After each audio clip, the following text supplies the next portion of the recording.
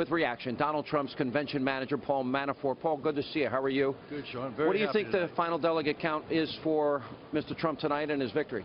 Well, I'm not sure yet. They're still counting a couple of close congressional districts, but we will top out over 90 delegates tonight. So it's almost a clean sweep. 90, at least 90 out of 95, and maybe a few more. All right, the big night. All right, let's talk about, there was an article in Real Clear Politics today. We've been following, for example, states that we thought were long done and finished and over, following states like South Carolina, Georgia, other places.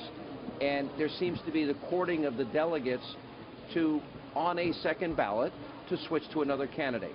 How big an issue is that in your mind? There's not going to be a second ballot, so there's not an issue. And you're convinced? We have several ways to get to 1237 by early June. And today was a giant step forward. We think we're going to have another great week next week. But more importantly, what you saw, and you saw record turnout today in New York. And a record turnout with a primary that everybody knew Donald Trump was going to win.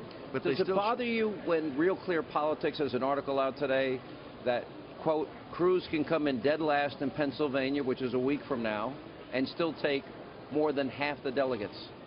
Cruz may take dead last in the vote, but he's not going to take half the delegates. So you have no concern about that or any of the other states, or can you bring us inside how you get to 1237? I tried to get that out of you last week. I could, and then you're not going to get it out of me this time either. But I can tell you we've got several ways to get there. Today, you know, the 90 or plus that we got today exceeded my base count in this state. What about the Cruz campaign and Reince Priebus saying everybody knew the rules going in, and in states like Colorado, Wyoming, and other places, the campaign should have competed harder? What's your answer to that? Donald Trump is not saying he didn't know the rules. He's saying the rules aren't fair, and the people, the voters, the Republicans who are and the independents who have participated, they don't understand the rules. So when they think they're voting for Donald Trump, and they're not getting the delegate support that because of the rules of the various states, Donald Trump's saying that's a rigged system.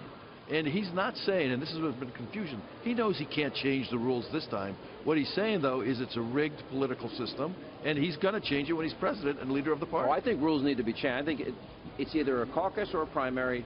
It's proportional or winner-take-all and bound delegates. But, Paul, good to see you. Thanks for stopping by. Thank you, Sean.